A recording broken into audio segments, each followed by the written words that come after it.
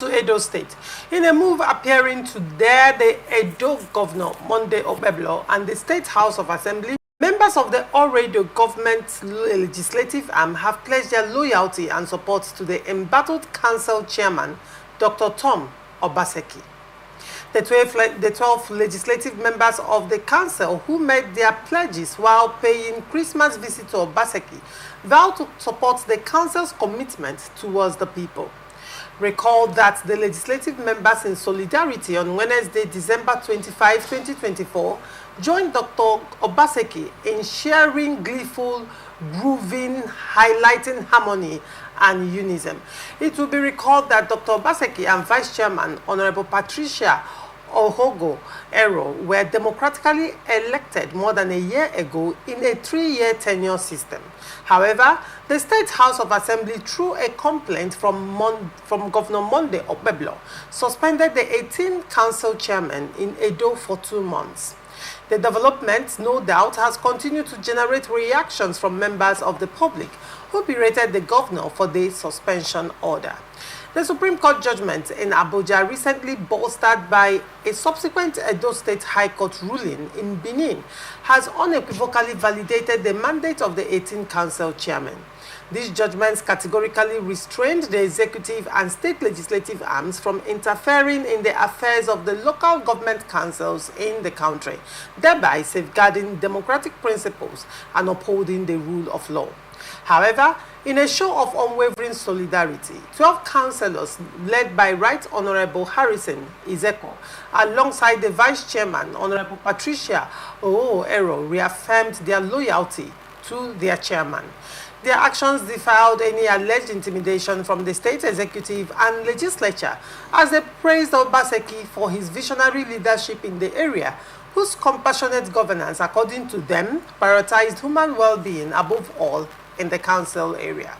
In a related development, councillors of Etsako East local government area of Edo State have dismissed rumors of an alleged impeachment plot against their chairman, Honorable Benedicta Ato. Led by the leader of the House, Honorable Solomon Ohuma, the 10 councillors declared that no amount of intimidation or enticement would persuade them to turn against their chairman, who they described as caring and compassionate. Chris Oka, what do you make of the story? Well, the crisis in Edo State is expected because in Nigeria, the type of politics we play, we tend to be more committed to political party affiliation than serving the people. In Edo, the governor is of the APC and the local government chairman is of the PDP. So the governor wants to, of course, during the election, the council chairman did not support the governor. So it's a payback time to ensure that those who did not support him are strangled, politically strangled to ensure. The local government chairman are PDP. They are the opposition party in the state. No, the governor just came on board. The local government chairman did not support the governor. But they paid him a solidarity visit. Irrespective of that solidarity visit that gave rise to this issue now. The point is that they never supported the governor during his election. Yes. So they supported their own candidate. And now the governor wants to ensure that his supporters, those who supported them at the local government area, also get to the local government, control the local government. That's what is happening. But because of the recent Supreme Court judgment that said that give some kinds of autonomy, not full autonomy to the local government, that's why it is becoming impossible for the governor to get rid of the local government chairman. And that's why the court said, do not tamper the tenure of these people. But it's expected the crisis will continue. I just pray that it does not affect development in Edo State. Now, the Council of Paying Solidarity visit, it does not, for me, I don't see all that are just normal Christmas or would I say political fanfare. The way the position is very clear that the assembly has some. The constitution gives the assembly the power to legislate for the local government. That is the way it is today. Until the National Assembly. The councillors also legislate. No, the councillor don't.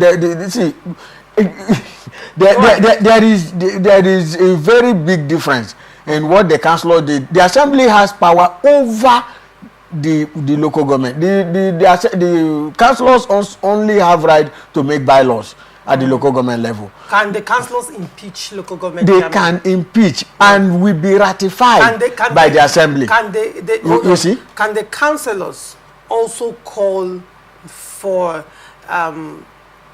first of all, who does the local government chairman pass their budget to? See, it is not the same case. No, see, hold on. If you is look it at the State House of Assembly see, or the legislative arm of local governments? See, we're looking at the law. If you look at what we have at the state level, the assembly has the power to impeach the governor. They pass the budget for the governor. But the local government level is a different ballgame. The councillors have power to remove the chairman. And that will be ratified by the assembly. So you see, in the assembly, in the case of the state, there's no ratification. But in this case of the councillors, the assembly will have to ratify. Now, the assembly, the councillors will pass the budget for the council chairman. That's the provision of the law. Now, the assembly also, the constitution gave the assembly the power to make law also for the local government. Don't forget the case of River State, where the assembly extended the tenure of the local government chairman, and they went to court and all that. So, but the court overturned it. Overturned the tenure elongation. Well, I don't have on the ground that they said that the River State House of Assembly were trying to arrogate executive powers to themselves. No, but that's the position of the law, that the assembly legislates for the local government. Because the Supreme Court, yes. So, but that is the position of the law. However, it is expected that the laws being passed or being promulgated by the state houses of assembly must be in line and consistent with the Constitution of the Federal Republic of Nigeria. But the point we are making here is that the assembly has the constitutional power to make laws for the assembly, for the local government. And they also have the power to suspend the chairman. The powers, the law? Because in Edo State, they were quoting, I think that is Edo State Local Government Law number 2. Yeah. Edo State Local Government Law number 2. Now, does that law, let me ask you a direct question, is it consistent with the Constitution of the Federal Republic of Nigeria? But can you suspend an elected official? If you look at, sorry, I do not have the section of the Constitution, because I was at the local government level. I was once elected as a councillor, so I understand the formation of the local government. Yes. The assembly has the power to suspend the chairman. The law gave them that power. Let's get this clarification. Yeah. What the law did is to give powers to the state houses of assembly to make laws for local government councils, while the legislative arm of local government councils make bylaws for the day-to-day running of the councils, as well as having the powers to pass appropriation bill of the local government, and also powers to impeach and probe local government chairmen. At this point, no, hold on, you have to say. The State House of Assembly, that is not their prerogative. It's the prerogative of the legislative arm of the councillors, of the local government. However, you're talking about the states having the power to make law. Granted.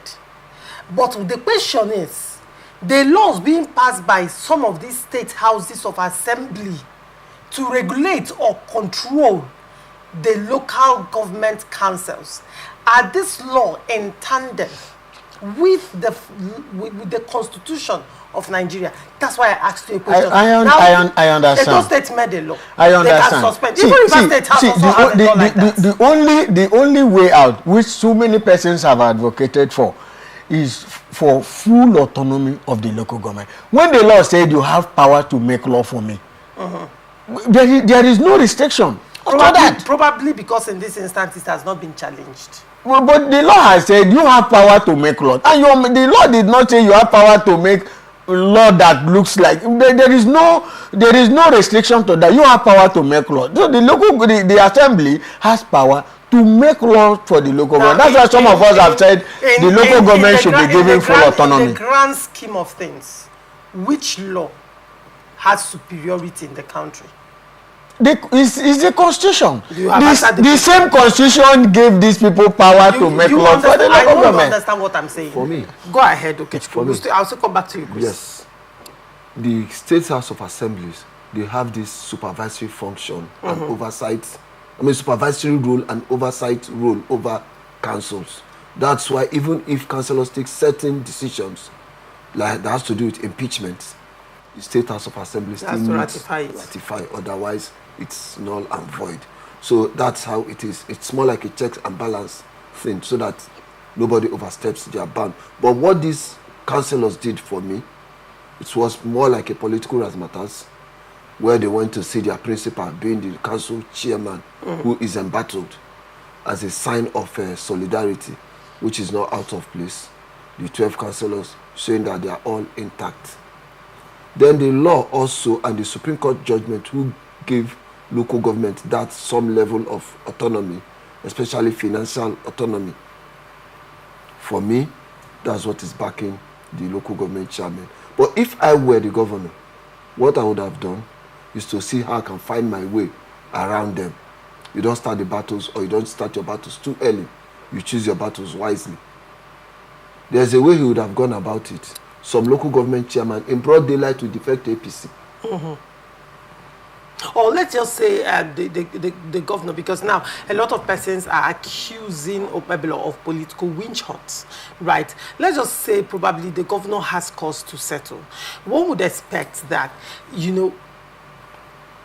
like another local government, Esako East, I think, came out to say that, to debunk rumors of they are plotting to impeach the local government chairman. It means that you can't take away the powers these councillors wield, unless we would say that probably in Nigeria political system, most of these councillors do not even know their rights as enshrined by the constitution, and they don't even know what to do. I mean, you see councillors that are not even educated to a large extent. Councillors that were giving, some of the councillors, their positions or their attainment of that position was merely compensatory, not that, it is due them in the real sense of the word. So to a large extent, they may not be able to even know that. Because let me give you an instance. If I were a councillor in Edo State, probably I will rally around my other councillors. That's if I want my chairman to continue to take the matter to court for overreach. Because in the first instance, you understand, the councillors can actually, that was why I said, was the governor playing a smart one? Why not go through these councillors to call for a probe into that section? Like you people always say, the politicians, the voice is the voice of Jacob, hand is the hand of Esau. Why can't the governor let it play like that, being on the safe side? You understand? Interestingly, the Edo State House of Assembly that actually did the beating of the governor is PDP dominated. The speaker is Edo State. He's a PDP man. I don't know if you understand what I'm saying. Right. So why not play the smart one by going through, recognizing that these councillors have constitutional powers to do some things? You understand what I mean? That's part of the problem we have in Nigeria, where they infringe on other people's rights, either knowingly or, in fact, this is more of a knowing case. You know that these people, they have some level of autonomy. But for me, I also strongly believe that we should have a unified local government system where we no longer have state independent electoral In fact, they are not even independent. We just call them State Electoral Commission. You prefer INEC INEC to conduct local government elections. There you see people across party lines. And the governors cannot influence the outcome. Everybody should come and test their popularity. Come and test your popularity, and that way you see popular candidates becoming councillors. You see popular candidates becoming local government chair, because now the power now resides on the people. I remember in 1998 when we had a local government election conducted by INEC. In some local governments, you see councillors emerging from other parties. It wasn't this wholesale or sellout where they just sit down somewhere. But don't you think, to a large extent, if that happens, the local government elections will be like the most democratic elections, because they are closer to the people. Like, people know you when you were small because you grew up in that local government. You went, for some people, they went to school in that local government. They speak the language. They are their fathers, their mothers, their kindred, their kinsmen, you know. So to a large extent, people in that kind of setting, don't you think people will be more comfortable to come out, vote, and defend their votes and stand by their votes? Because this time around, that is my brother, that is my cousin, that is my fourth cousin, and all of that. You see that playing out even more. Do you see that kind of democracy playing out in local government elections if, you know, the government decides to toe the path that you're suggesting? It will be the best thing that will happen to local government administration, because we will now have people-oriented leaders at the grassroots. We will no longer have leaders that were handpicked. We will no longer have leaders who have lost touch with the grassroots, or who are not even conversant with the realities on ground in their area, supposedly area. If elections, local government election, is conducted by INEC, it will be the best thing that will happen to us. And I pray it happens so that we'll have a unified local government system. Local governments will no longer become an appendage of the governor. It will no longer be used as a tool to witch hunt perceived or imaginary enemies. It will now be across all lines, and that's the beauty of democracy. And to a large extent, now that's on one hand emergence, but we are looking at we are looking at post-elections now, governance itself, the overwhelming influence the governors still have on local government. It appears in Edo states. We are using Edo State as a locus classicus in this instance. The governor appears not to pay heed to the Supreme Court's judgment. And even the AGF, Fabemi, came out to condemn the actions of the National Assembly. And Fred Etoa, interestingly, said that the Constitution recognizes 2 tiers of government. Please, I need to be educated on this, because that was what the spokesperson to the governor of Edo State, Monday Okpebholo, said. Fred Etoa, I'm repeating his name again, Fred Etoa said that the Constitution recognizes 2 tiers of government, and that is the federal and the state.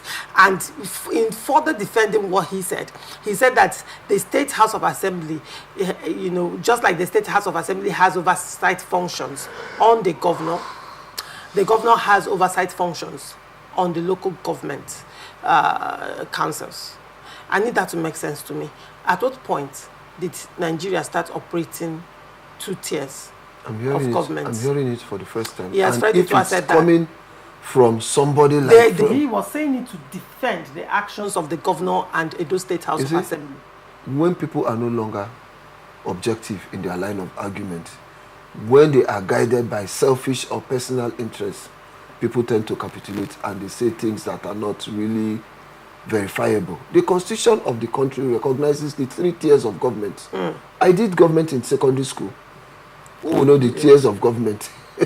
Who didn't? So if he says that the Constitution recognizes only 2 tiers of government, yes, I think in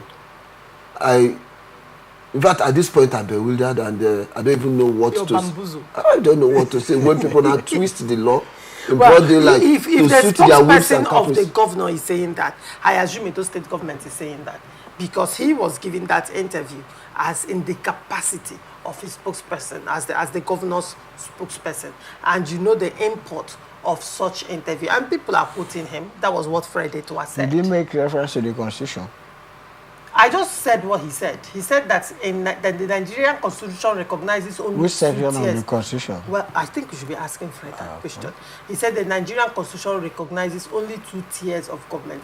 Now, does that inform, to a large extent, the actions being taken by Edo State Governor and Edo State House of Assembly? Recall that there has been a state high court, Edo State High Court judgment that said this council chairman should go on with their constitutional responsibilities. However, Edo State government and the Edo State House of Assembly have insisted, particularly the Edo State government, that they will not continue.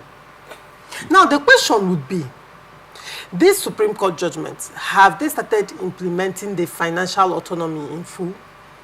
Or is it still Jack that is still operational? Well, because I want to understand where the confidence of the Edo State government is coming from, ignoring these people and going ahead with another set of people. That's one question that needs serious answers, because the last time I heard the supervising Minister of Finance, he was making some statements that local government chairmen, once they collect these funds, they are also answerable to EFCC, that if you spend the money, you go to jail if you spend the money wrongly. So I believe that they're on the verge of implementing it. That's the problem. On the verge. Yes. After Supreme Court gave judgment that said to be implemented with immediate effect. No, you know what happened. And the government said they are giving a moratorium of 3 months. 3 months, yes. This judgment came in July. Yeah. You know, the Attorney General and I think Attorney General and Minister for Finance and the governors met. And one of the things they considered that it is not right to give allocation to caretaker committee. Because so many states were running caretaker committee. So they agreed that let's have more time to enable us conduct local government elections, so that if we are implementing this, it should be to the democratically elected local government chairman. The fund shouldn't go to caretaker committee, and that's why that 3 months time frame was given. But I don't know how many states have complied as in conducting local government election. I don't have the record. A lot of states have done that. Yes, too. I don't. 3 months window. Yes, for them to so many states, conduct to a large election. extent, the but I know, what I don't know now is if there is direct funding from the revenue allocation to the local government chairman. Though the governors are very reluctant about it, because they feel that they want to detach the local government from them, because you know the governors have overbearing influence of the LG, but they were not happy even after the Supreme Court judgment. But I think if funds are being received directly, if the governors, the local government chairmen have started receiving funds directly from federal government, then that's the confidence of the chairman in Edo. If the money has to pass through the government, then I'm sure the state government will have to. Said, if I were the governor, I wouldn't embark on this. But then he has started, hasn't he? And he's also starting on the wrong footing. Oh, is it a case of bringing in anti-infested firewood? Of course, what he's doing now is just throttling with the wrong pedal or the wrong foot. So for me, you should have stabilized first. Just stabilize. Let them run seamlessly. See how you can play with them. Around. Let there be that handshake across board. That's the beauty of democracy. After election, we leave politicking and go into pure governance. But here, we play politics beginning from before election, during election, after election, thereby even abandoning governance. You know, the Nigerian political system, what we have seen is winner takes it all. So the governor wants to ensure that, like I said earlier, those local government chairmen did not support the governor. So now the governor wants to push them away and bring his own supporters. The question would be, that's the kind of politics. Edo State House of Assembly that is predominantly PDP, did they support the governor? But he see now, did they support they did not. So in the case of the governor, because he does not have the power to remove them, that's why he will have to wait till another general election for him to support his own candidates. With the speed. I mean, Edo politics. This is Nigeria. This is the kind of politics. Because with the speed with which the Edo State House of Assembly, even fair hearing were not given to this local government chairman. They were not even, and you recall that particular plenary ended in a rowdy session, because it wasn't like all the members of Edo State House of Assembly. I think about 6 or 8 of them were dissenting, while 3, did not vote for or against. But the majority, of course, minority will have their say, majority will have their way. Edo has 23 state constituencies. Yes. So that means 14 voted for it. Yes. 6 against it, and 3 abstained. Exactly. Now, when you look at it critically, the people that were against it, they were advising the speaker. They said, I think it was even the deputy speaker that was advising the speaker and said, this is too hasty. Why don't you call this local government chairman for fair hearing? Hear from them before that decision is made. So it was a situation where the letter was brought, they read the letter and then took their decision, and then it is what it is. The Piper dictates it. Now the question is, it is a PDP dominated No. I think why the governor like suspending PDP local government chairman. See, I think why the governor has not taken the fight to the assembly is because the speaker is working with the governor. So if you look very well into Edo House of Assembly, you notice some of the assembly members will just remain as ceremonial members. Once the speaker takes decision, or whether they agree or not, the governor will go ahead and implement. So that's in Nigeria, the type of politics we play is just something else. Once the governor catches the speaker to be on his side, it appears that is what has happened. That is what has happened. That's why the deputy speaker is not in line with what they are doing. So once the speaker is with the governor, even during passage of budget, you will see what will happen. Once the speaker say whether you are on high or not, the high we have always have it. Even when the nays voice, when it's louder, so that's all. Other members will just remain in the assembly doing nothing. If they get their salary to go be the glory. In some cases, it has happened here in Rivers State. The assembly members don't get salary, where others get their salary and constituency projects. So they have to move on, because they want to show that you didn't support us, you supported your party, you have to pay for it. That's the kind of politics we play in Nigeria. So it's going to play out in Edo. If you check very well, you will see that is the case in Edo.